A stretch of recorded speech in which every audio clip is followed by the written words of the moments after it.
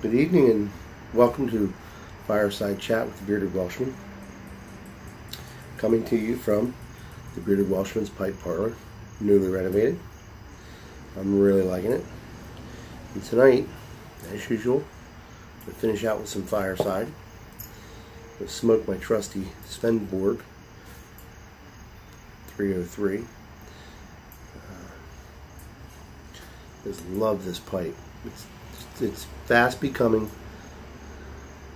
my favorite pipe because I can get such a good long smoke out of it. The only other pipe that I think gets a longer smoke than this is my MacArthur pipe, and rightfully so. It's got a huge chamber.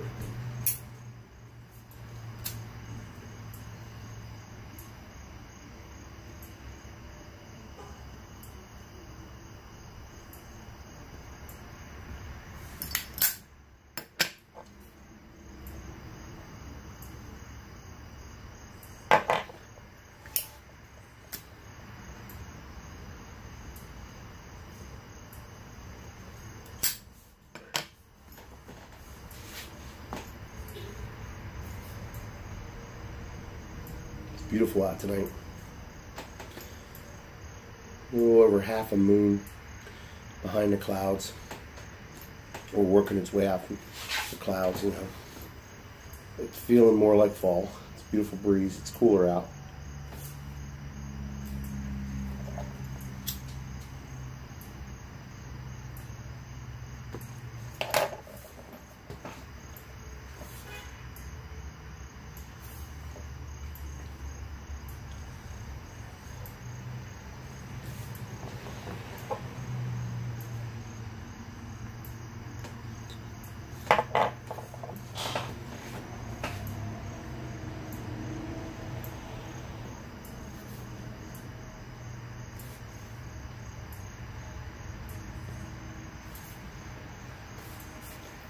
I was thinking today about men and the male role model and where it's gone over the years.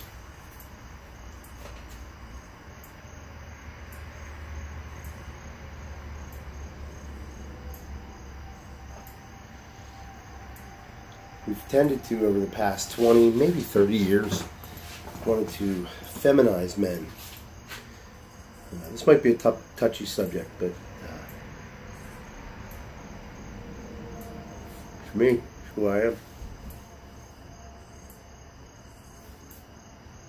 I read an article called The Wussification of America that talked about men. And how we've taken it and just, demasculating, you know what I mean? So, excuse me while I clean this up. So,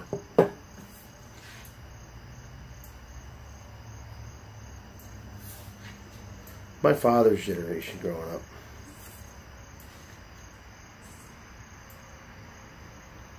men were men. They smoked, they drank.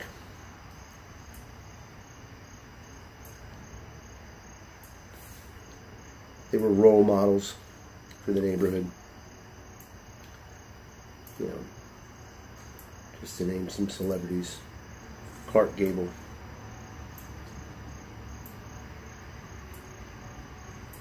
James Cagney.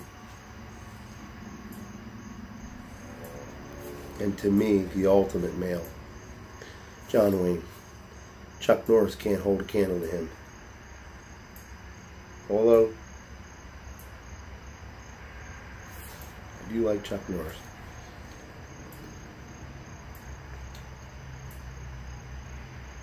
Yeah, he had shows like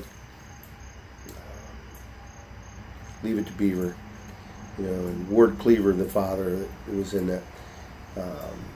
He was a man's man, you know. I mean, he played a role model. He was a dad, you know, but he played the role model. He taught his boys how to be men. What we've taken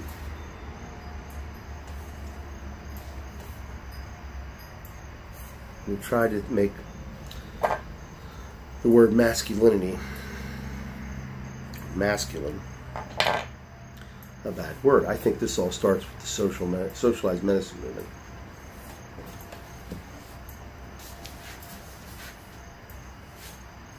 And I don't like it.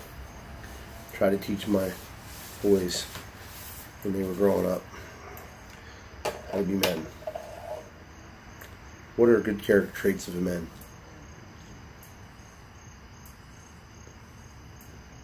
Leadership. Now, I grew up in church, so I'll use this example.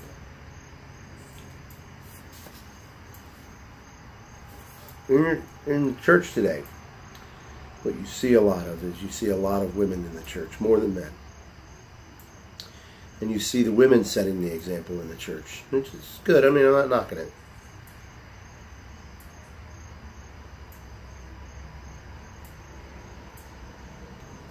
Because the men aren't stepping up. So when I was deacon in my church, I challenged the men a lot, did a lot of things, and got men involved, and it's really done real well for them. No longer deacon.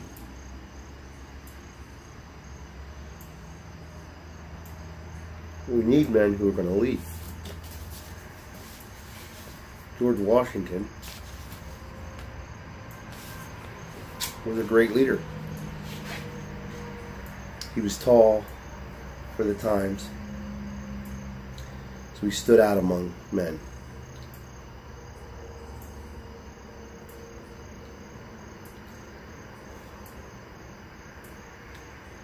So leadership.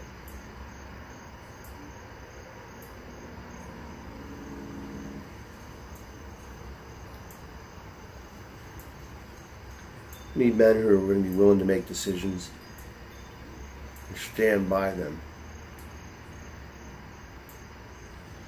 You know, back in the 80s, there was a lot of shows that started to really, they made the dad seem like a buffoon. Great shows, but looking back on it, it really stereotyped husbands in a household. Fathers and husbands. You know, the Cosby Show. Home Improvement. We made our men look like jackasses on TV. You never saw that with John Wayne. William Holden. Ward Cleaver from Leave It to Beaver. You didn't see that. Men were respected. They were sought after for their wisdom, especially if they were up in years. And we've taken men and we've feminized them.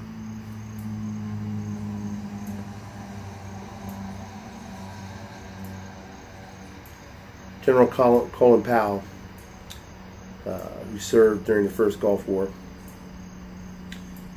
on the Chief of Staff of the military for the first Gulf War, and then later on became Secretary of State under George Bush, started an organization called Promise Keepers, and it was inspiring men to be better men, better fathers, better role models, better leaders. Our role models today, they're terrible, terrible. George Washington was a great role model. Really.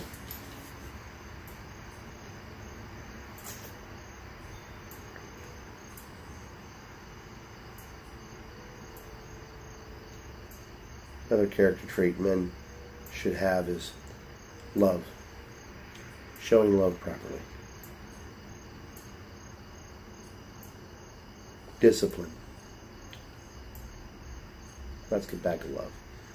If you're a dad, don't be afraid to hug your children. My kids are all but grown up. My boys are 25, 24, 21. They still get a hug from me. Don't be afraid to show your love for your kids. I appreciate that. Teach them how to be a dad. If there's ever an influence you need to be on anybody, if you're a dad, you need to be that. Greatest influence you can have is on your children. They're your legacy. They are what goes on after you're long gone. You know, my dad once said, before he passed, he said, I never did much. Wasn't successful at business, at work. I said, but Dad, you raised 3 fine young men. And he did. I have an older brother who's a president of a university. He's highly respected amongst his colleagues around the world. He speaks nationally, internationally. Highly intelligent. Great academic mind. I have a twin brother who's got a he's got a brilliant mind, I think.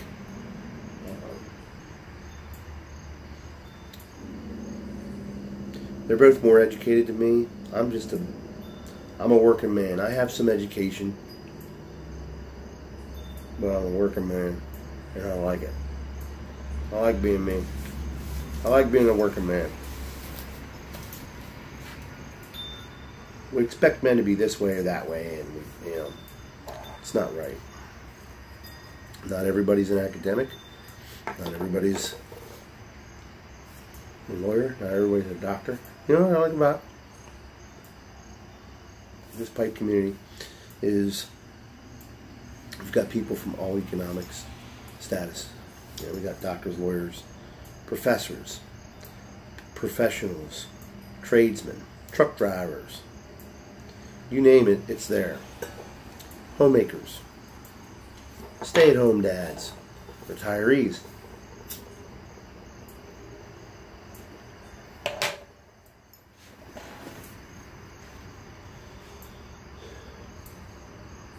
We don't put enough emphasis on raising boys to be good men.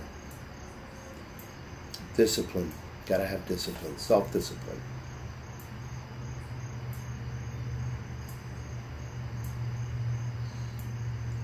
Courage. You don't share enough of that.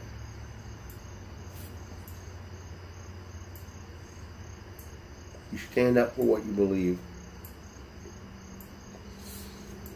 even if you lose support or friendships or relationships. Men need to stand on their principles. We're not doing it anymore. We need to stand on those principles. If you believe in something strongly, you stick by it. There were times recently in my past that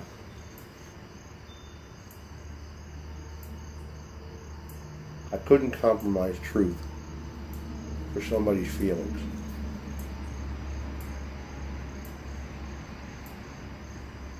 And it cost me dearly. That's okay. Because I can sleep at night knowing that I made the decisions I made and I stand by them. I will not apologize for them. And I do not regret them. That's what makes a man a man. Let your yes be yes and your no be no, the scripture says.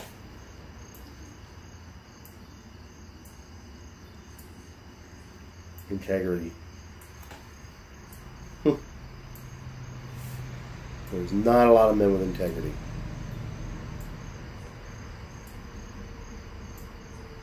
There's not enough men that stand up for truth.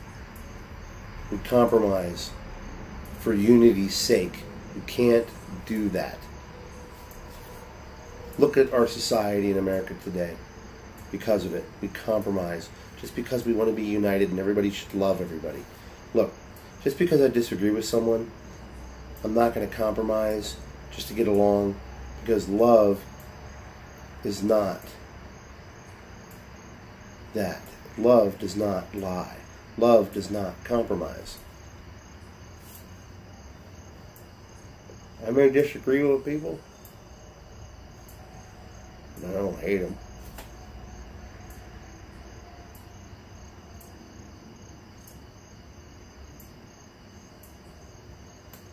Integrity is a large part of who I am, and it's what we should be as men.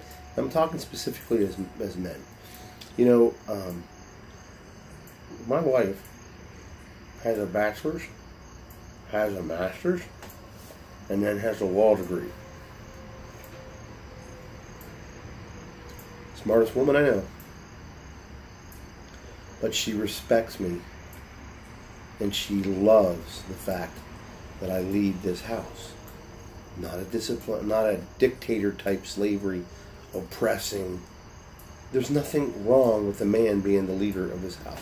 Look, the Bible's clear, and if you don't believe the Bible, that's fine. You believe what you want to believe. But man is to be the head over the household. Why? Because God made man first. Then he made the woman to be his helpmate. Does that mean she's not equal? No. Does that mean that she is less of him? No. He knew man needed a helpmate. That's what it is, a helpmate. She's nothing less. We are together in this relationship and in this marriage. There is no I'm in charge of it. Trust me, I lose some battles. But my wife loves the fact that I am decisive, and I'm honest, and she trusts me to lead this house, this household.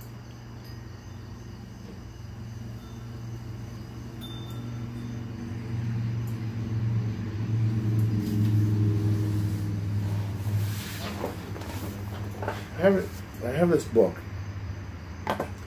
It's called The Book of Virtues, and it's my dad's book, and it's edited with commentary by William J. Bennett. And it's a really good book, and every now and then I pick it up and I read from it.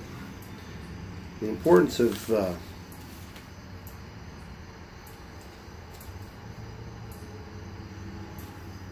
it talked about integrity and honesty, and it's important that we raise our kids, the younger generations up, boys and girls, to be honest and have some integrity. I want to read this little thing from the Book of Virtues. It's called Someone Sees You. It talks about dishonesty is never truly hidden.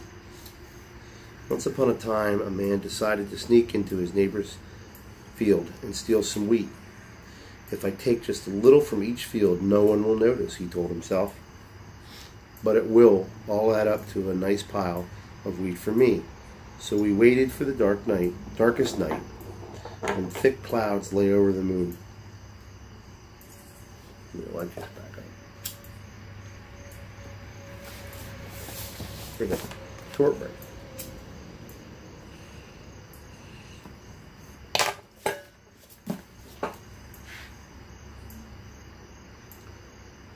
So he waited for the darkest night, and thick clouds lay over the moon, and he crept out of his house. He took his youngest daughter with him.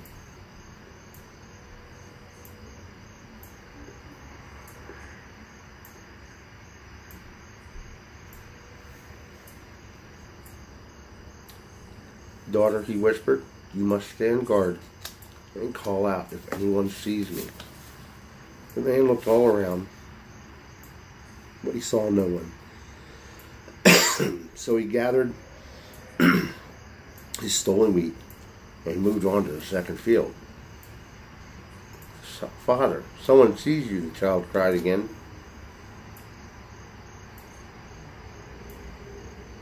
The man stopped and looked all around, but once again he saw no one. He gathered more wheat and moved into a third field. Whoop, whoop, lost it. Wait a minute. Turn the page, turn the page.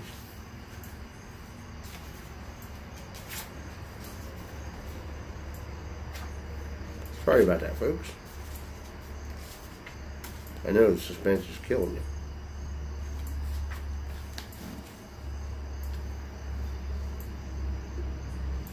So they went into the third field. A little while passed, and the daughter cried out, "Father, someone sees you." Once more, he stopped his work and looked in every direction, but he saw no one at all.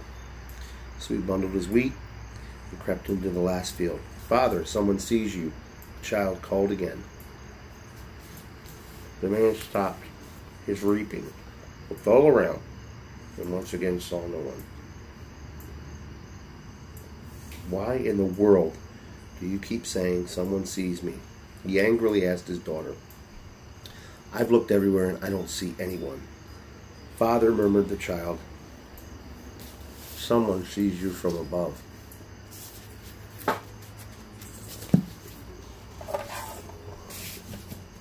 I don't know what you believe in.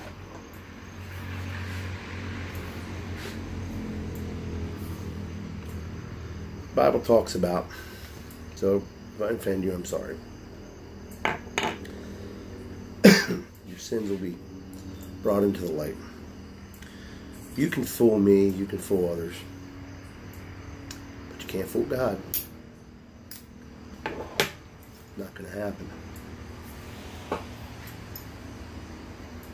And you will reap what you sow.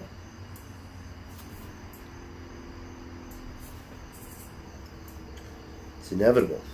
It's going to happen.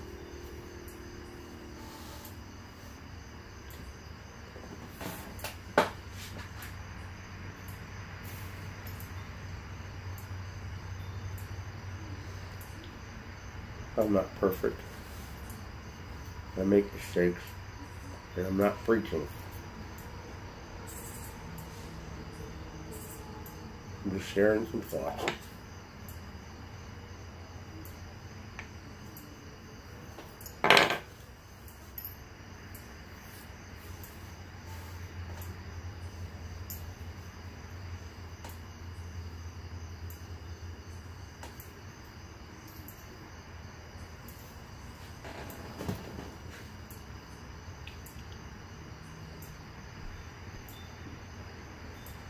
I don't know if you can hear my wife's wind chimes. They're really nice. It's nice to just sit back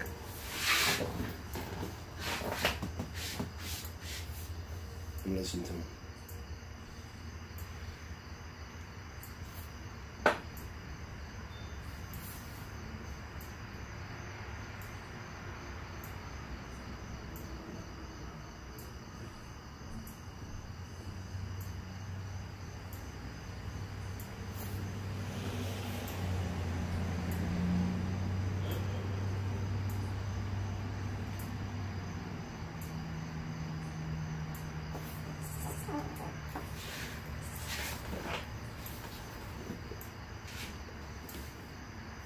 If you're a man and you're watching this, please don't take offense.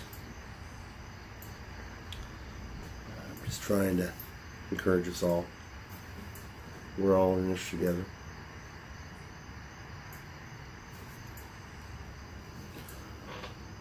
Tomorrow night I'm thinking about doing a live fireside chat.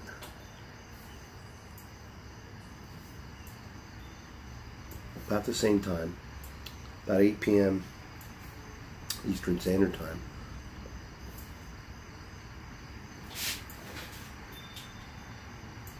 If I do make it live, I would like for you to join me.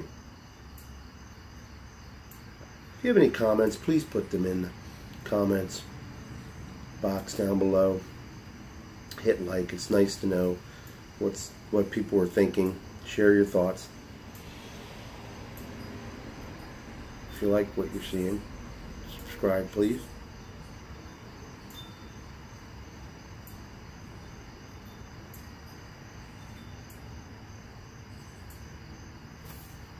That's about all I have for tonight for the fireside chat. Went a little longer than I expected. That's okay.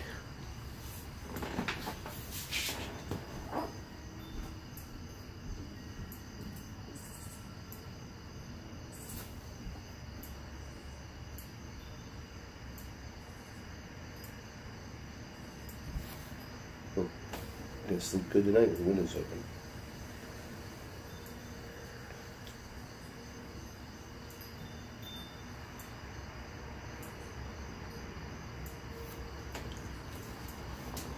Have a good night, everybody. Light them up. I'll see you tomorrow.